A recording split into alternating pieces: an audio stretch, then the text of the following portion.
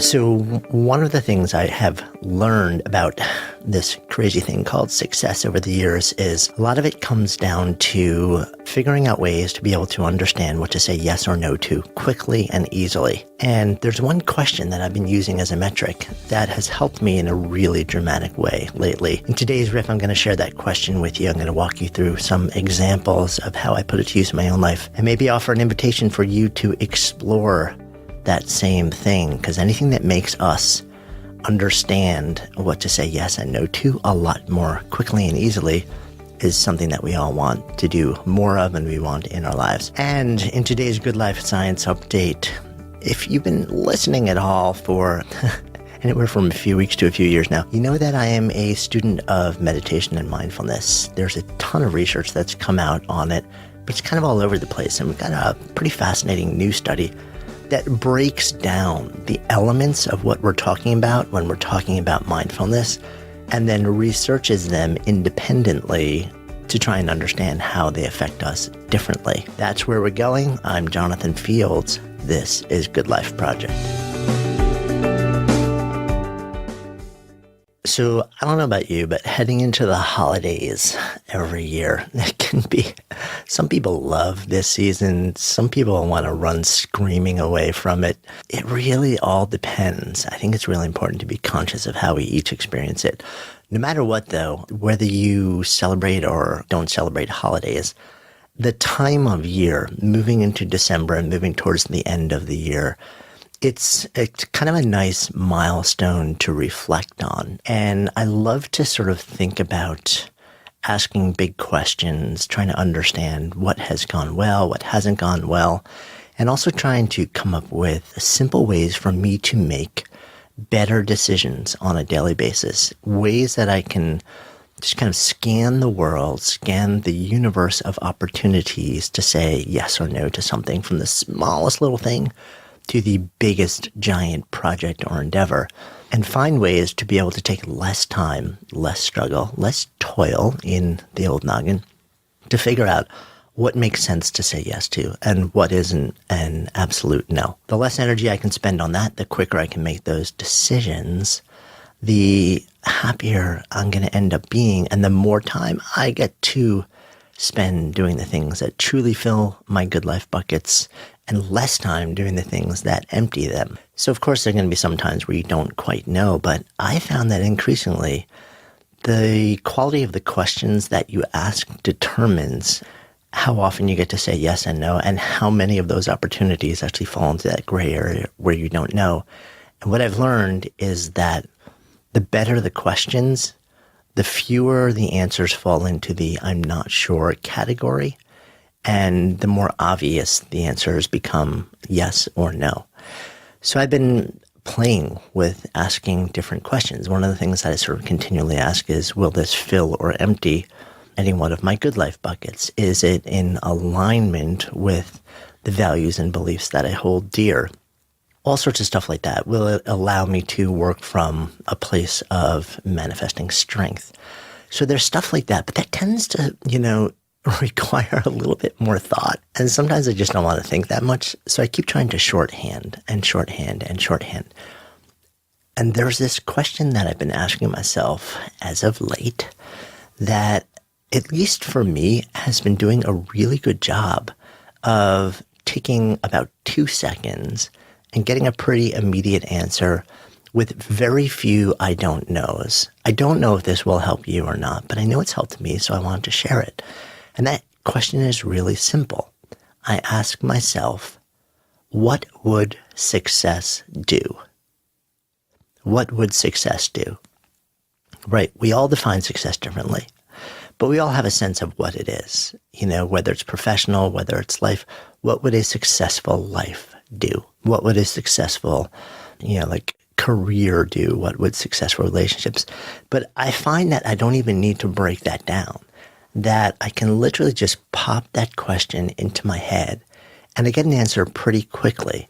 So let me give you a few examples of how that would work as I kind of navigate a single day, because maybe that will help you see where these questions, or this one question, really simple question, might inform how you say yes or no to something, right? So starting when I first open my eyes in the morning, right? I wake up and next to me is a table. And on that table sits a device that has been charging at night. A device that can be evil or a device that can add greatly to my life. Now, I roll over generally, and if my wife is still in bed, I'll give her a hug and a kiss and say good morning. And then as I get out of bed, I pick up that device. Right. Now, I could do a lot of things with that device right then. My first thing is I'm going to look and see what time it is because I kind of want to know where I am in my morning. Right. But once I have it in my hand and the screen is open, right, and there are any number of different things that I could do, right, how I make that simple decision actually sets up my day. And if I want a successful life, it starts with the very first decision, right? So I look at the phone and I'm thinking to myself, I see that email icon. If I could just tap it, pop it open. And then I ask myself, what would success do? The answer is really obvious for me.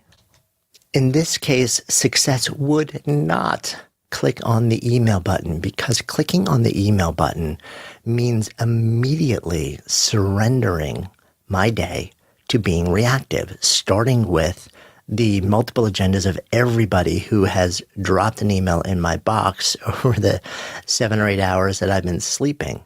And I start my day being reactive rather than intentional. Success is not reactive. Success is intentional. So that would be a reactive choice.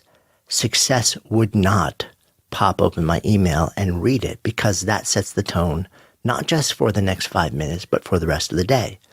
So if I look at that icon and ask myself, what would success do? The answer is easy. Success would not hit it. Success would get up from the bed.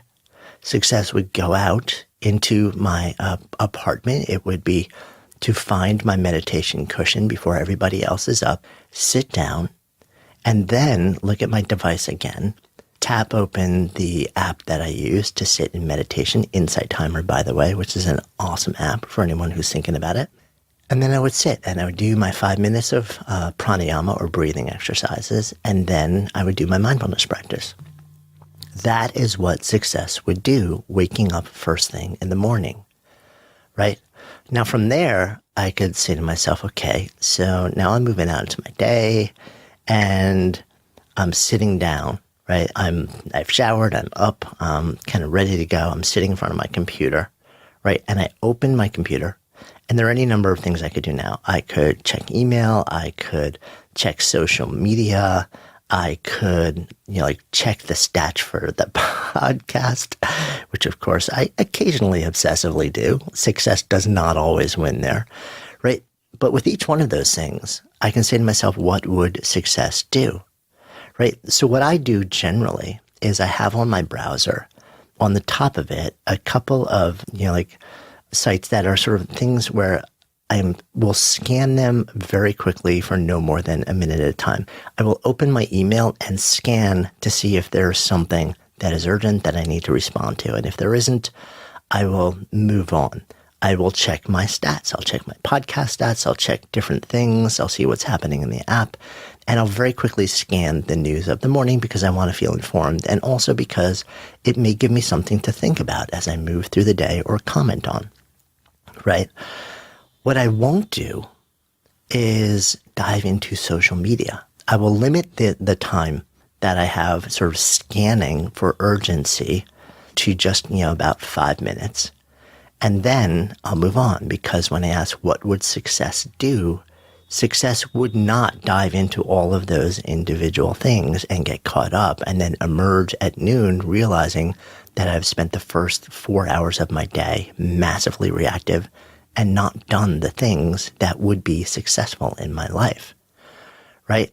I look at my phone, I look at social media, I look at the different platforms, but anytime I get tempted, to take a break and go scan stuff, I look at my phone and I'm like, ooh, I see the Instagram out there, right? And I ask myself, what would success do, right? Now, I may just need a little bit of a break. But, my question is, what would I do with that? Would a successful life sit there and spend 20 minutes lost just scanning a stream on social media? Or would success, the way I define it, have me sitting on a couch with my wife having a conversation? Would it have me trying to eat something that was nourishing and whole food based? Would it have me getting up from my chair, going out for a walk around a couple of blocks to get my body moving? What would success do? So it becomes sort of like a guiding question as you move through the day, right? If you're hanging out at night after a long day of stuff and you're thinking to yourself, ooh, I'm watching a show, which is fine. And you notice that you're halfway through the season, right? And you notice that your Netflix or Hulu or whatever it is set to automatically feed the next episode to you in the next 4 seconds, right? And you ask yourself, what would success do? It's 11 o'clock at night. You know that you do better when you go to sleep between 11 and 11:30. Success would hit off, get ready for bed, and go to sleep, knowing that that episode is still going to be there for you tomorrow or the next day or the next day. So these questions can kind of like very quickly short circuit the urges to do things that would be, quote, anti-success. And again, I don't define success for you. I'm not telling you it's money or power. I'm not telling you it's relationships. I can tell you what it is for me, but we all have to define it in the way that is meaningful to us, right? So think about that as you move through your day, as you weigh the projects that are on your plate currently, as you weigh the tasks that you have to do. If a phone is ringing and you look at the number, right, and you're not sure whether to answer it or not, ask yourself, what would success do? If an email drops into your inbox and you're not sure what to do with it, ask, what would success do? If a text comes in to your phone and you're not sure what to say or whether to respond right away or at all, ask yourself, what would success do? Because a successful life is an intentional life. And when we ask the question before we act and let that guide our yes and no and then our behavior, we spend way more time filling our days with the actions that lead to an intentional, better life, rather than the actions that are autopilot default and not leading to a successful, happy, meaningful, joyful, connected, fulfilled life. That's my invitation. Play with it. Try it on. Take just a day and ask that question as you move through your day and see if it makes a difference. And then if you feel that it does, share those experiences with me. You can find me pretty much all over at Jonathan Fields on social. And of course, I may or may not be checking because at any given moment, I'm going to be asking myself, what would success do? So really excited because this kind of ties in an interesting way to our Good Life Science update, which deconstructs mindfulness and the research around it. And we're back as always with today's Good Life Science update. For those who are new to this particular segment, I am a geek. I am not a trained scientist, but I love science and I'm constantly devouring research and studies and trying to figure out what's going on underneath this human hood. Why do we do the things we do? How does the world affect us, our mindsets, our health, our well-being, and our ability to live good lives? And I love to share some of the research that I stumble upon in my adventures. As always, we will include in the show notes, if you're interested, for fellow geeks, a direct link to the fuller study report so that anyone who wants to dive into the details can go and check it out themselves and see how the study was done. Today, we are talking about some pretty cool new research on mindfulness, and it comes out of Brown University. Some researchers there, and the name of this particular study is entitled Dismantling Mindfulness-Based Cognitive Therapy, Creation and Validation of 8-Week Focused Attention and Open Monitoring Interventions with a 3-arm randomized controlled trial. I think science people probably need to get better copywriters for the titles of their pieces. Nonetheless, this is a really interesting study. So if you followed any of the research on mindfulness over the last decade or so, what you'll know is that there has been a mountain of research being done on mindfulness. From that research, we have seen all sorts of claims being made, everything from improved state of mind, reduced depression, anxiety, increased mood, positivity, optimism, decreased risk for disease, inflammation, all sorts of different things that in some way are connected with different studies that have been done on this thing called mindfulness. A lot of it came out of one of the earliest sort of more clinicized interventions by Jon Kabat-Zinn, who developed something called mindfulness-based relaxation therapy. And that was kind of stripping a lot of mindfulness-based practices from Buddhism, kind of taking anything that wasn't sort of clinical and accessible by anybody out of it, making it very mainstream, and developing it into a step-by-step progressive 8-week clinical experience. And the research around that has been pretty in-depth, and the outcomes have been pretty tremendous. But there is a but here. There's a challenge with all of this research around mindfulness. And by the way, I am a devout mindfulness practitioner. I have a daily practice, and I have for many years now. The interesting thing is I've actually been thinking about the practice and realizing that in my own practice, I don't have a single mindfulness practice. There are a variety of techniques that I explore within my practice on a daily basis. And I've noticed over the years that those things train different capabilities and different states of being within me. And the collective effect of those is really powerful. But I'd never seen research really break out those different elements until now.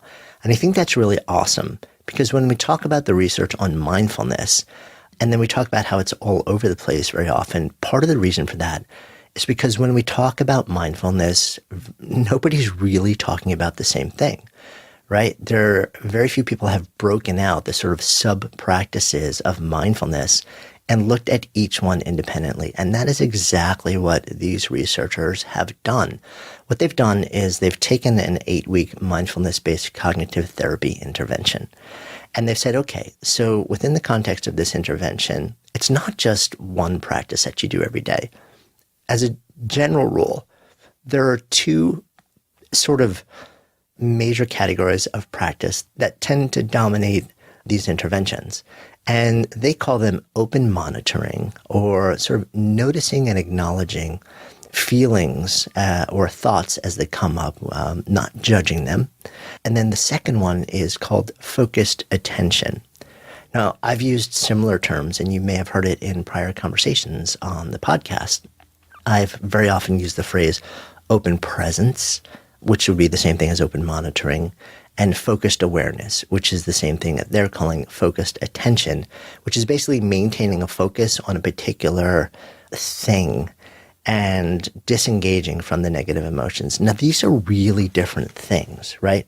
So open monitoring is the practice of essentially sitting, and rather than focusing on one particular thing like the breath and the sensation of the breath, you're just sort of opening yourself to notice everything, to monitor everything, to see, to hear, to feel. And the practice is allowing yourself to let everything in, and then practicing letting it go, practicing dropping it, right? Whereas a focused attention or focused awareness practice is much more about training your awareness or your attention on a particular kind of neutral anchor.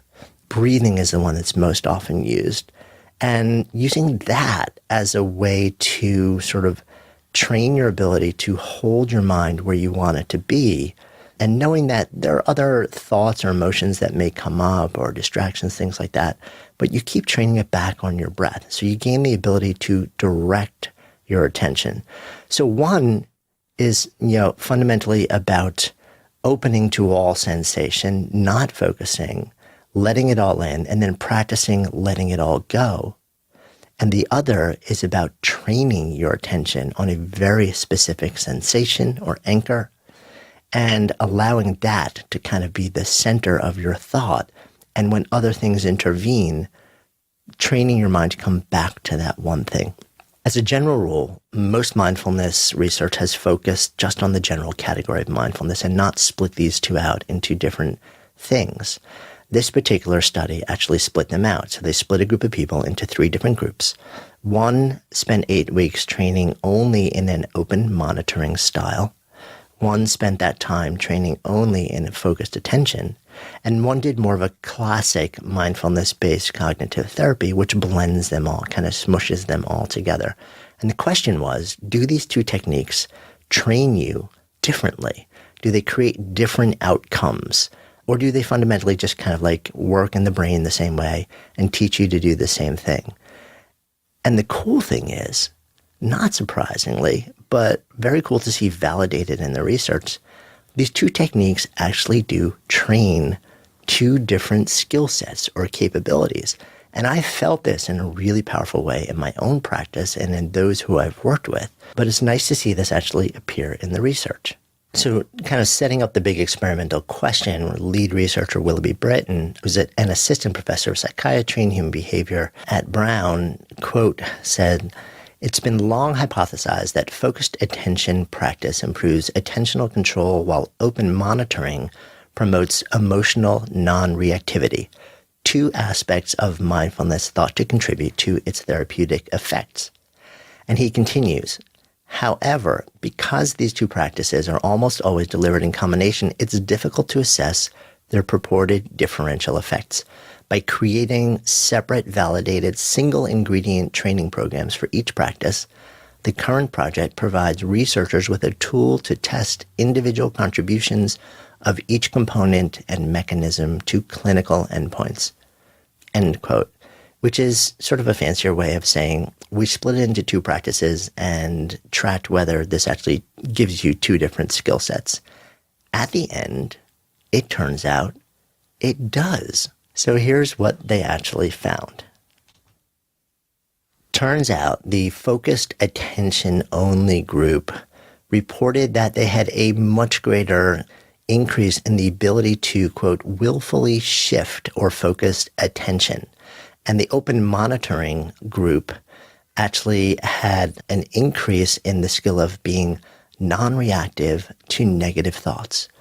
2 similar but different skill sets. And the cool thing about that is combine them and it allows you to focus your mind where you want it to be and let go of negative thoughts and ideas and stimuli and emotion and be more intentional and less reactive to the life around you, which is pretty super cool because I have come to strongly believe that life is attention.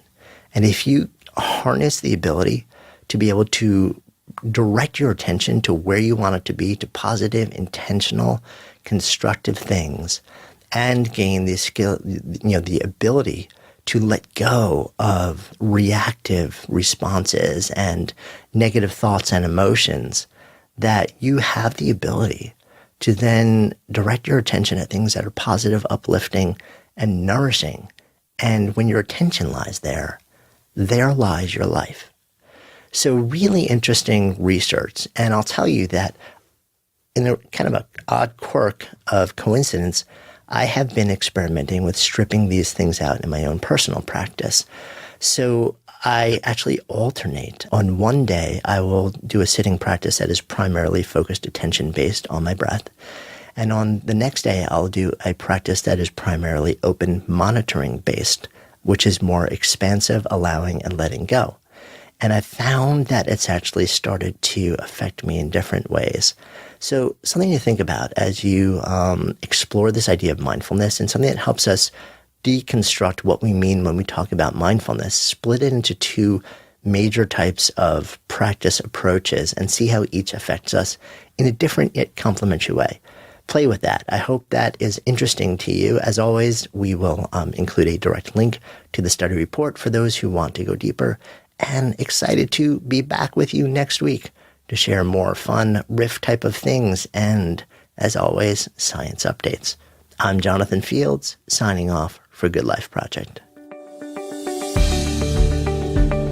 Hey, thanks so much for listening. And thanks also to our fantastic sponsors who help make this show possible. You can check them out in the links we've included in today's show notes. And while you're at it, be sure to click on the subscribe button in your listening app so you never miss an episode, and then share the Good Life Project love with friends. Because when ideas become conversations that lead to action, that's when real change takes hold. See you next time.